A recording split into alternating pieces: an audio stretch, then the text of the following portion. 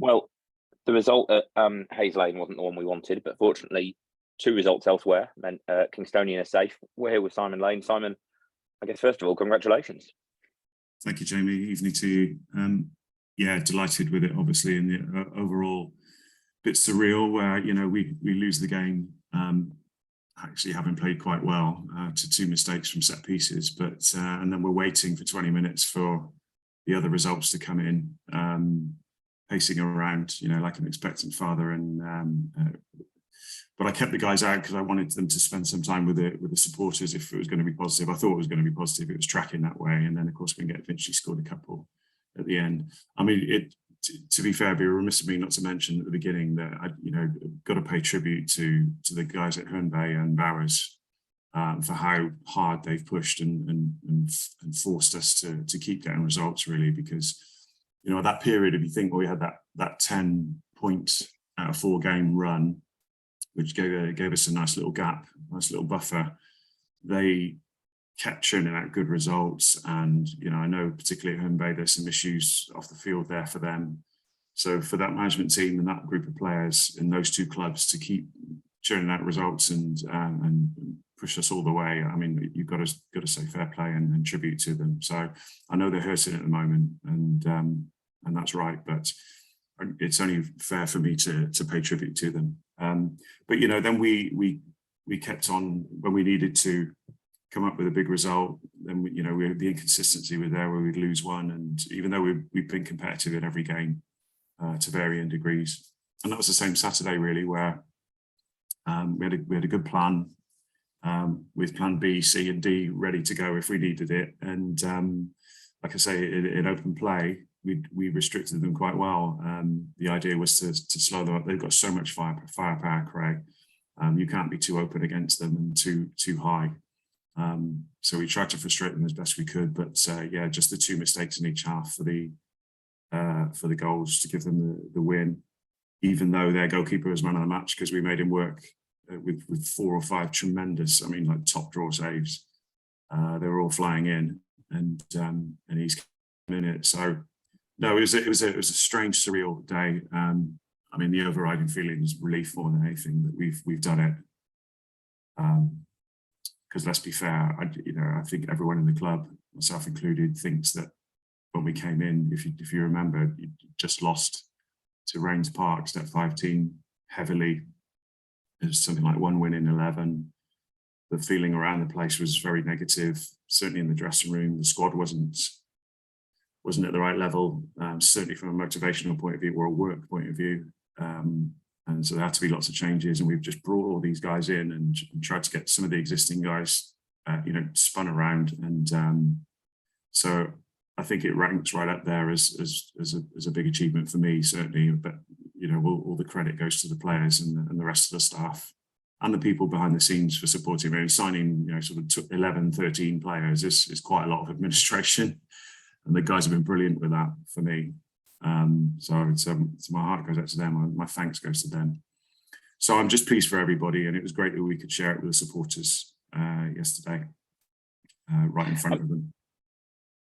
It was an odd game yesterday in that, you know, Cray, I think going in were second in the form guide. I don't know where they are after yesterday, presumably not any lower. And as you say, we matched them, and frustrating to concede 2 pretty sloppy goals, kind of second phase from set pieces. Yeah, exactly that. It drove me mad. One was a bit of a stumble on the first corner, and he got in around the back. It was completely unopposed. It was a great finish from him with a real tight angle. The second one we just could have done better, and that, you know, that's 4 minutes into the second half. The second one. So then Plan B and C came in with, you know, just having a go. But I mean, we'd used so much energy to try and deny them an open play defensively. Then it was hard to create too much. Back end of the half, the second half. And to be fair, by that time we were flicking on our phones and looking at what was going on there as well. And, you know, some of the players were asking what was going on. You know, just try and focus on what we're doing. But I needed to know what was going on. So yeah, it was meant to be. I mean, I never doubted actually for 1 second that we wouldn't make it. And the plan in my head right from minute one when I took the job was, let's try and make the last game, the Hornchurch game, meaningless. so that we could relax and show ourselves and not have that pressure. And that's the way it's turned out. So you've got to say it's mission accomplished from that point of view. And hopefully now we can build, and it's been tough, working in the parameters we've got, trying to get these guys integrated and working in some sort of cohesive unit. And I think we've done okay with that. We've picked up some good points and played some good football and worked really hard. I mean, I think the difference in the level of work is completely different now. So that's our DNA going forward. It feels like we've won the games we needed to win since you came in. That's not to say that we weren't trying in the other games, but it's felt like when it's been those kind of games that have felt must win, they've been the ones where we've got the 3 points. Yeah, the 3 away ones that stick out in my mind were firstly the Bognor one to get up and running. That was a tremendous performance in a it's actually a really difficult place to get a result. We did it with real style, I think, that day. The guys were fantastic, and that was my 3rd game in, I think. And then more recently, the Folkestone away in those blustery conditions, after both Herne Bay and Barrows had gone on good little runs, good big runs where they were within 3 points of us. That was massive as well. And the way we did that was excellent as well. And then of course, Monday at Casuals, it was a must win. I don't like that phrase, and I don't usually say it to my players, but I did this time because our guys needed to really need to win that game. So and we acquitted ourselves really, really well. More in the battle against a really difficult opponent that was well up for the game. Tackles were flying in, elbows were flying in, and so we young players handled that physical threat really well on Monday. And then that of course gave us that 6 point buffer, if you could call it, with 2 to play, and all the pressure went onto the 2 teams other than ourselves. But we still needed something, of course, some help. What's the plan now? Do you think about the game on Saturday against Hornchurch with an eye on next season already? Yeah.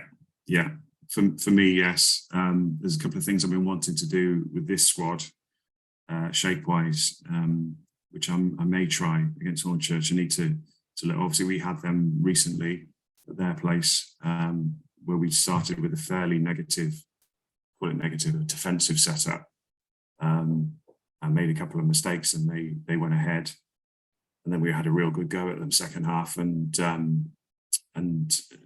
did better. It was too little too late, really.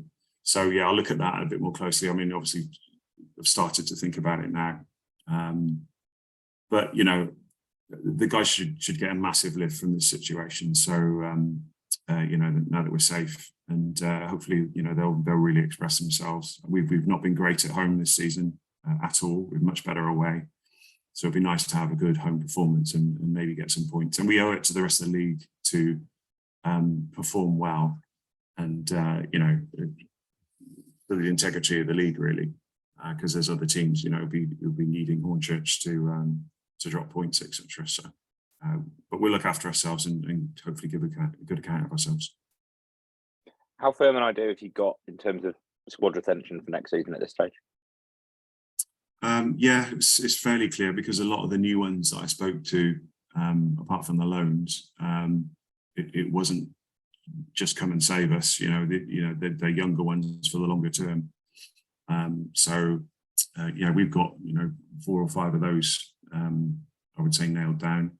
I don't know what I'm working with yet, so obviously that's the first thing. I think we're going to start those discussions this week. So hopefully they're positive, because it's such a competitive league, and I think it'll be even more competitive next year. There's some big hitters on their way into us in terms of budgets. It's not all about the budget, but it's obviously a big parameter to work within. So yeah, once we know where we're at, then we can start sort of looking at that and having the chats with the guys. Need to how the guys feel about it as well. I think everyone's certainly on Saturday, everybody was exhausted. So we're trying to get some energy for this Saturday, and then we can sit down and look at who stays, who goes, all that sort of thing. I mean, a few of the lads will go back, obviously, and we wish them well. Thank them for the help they've given us, and they would have picked up some valuable experience for their futures. So yeah, it's maybe a little bit of a rest, but the phone calls have already started in terms of next year. Great. Well, congratulations again. Very much, you came in to do a job and the job was done. And obviously all Kingstonian fans immensely grateful for that. And hopefully Saturday is a chance to celebrate that to some extent.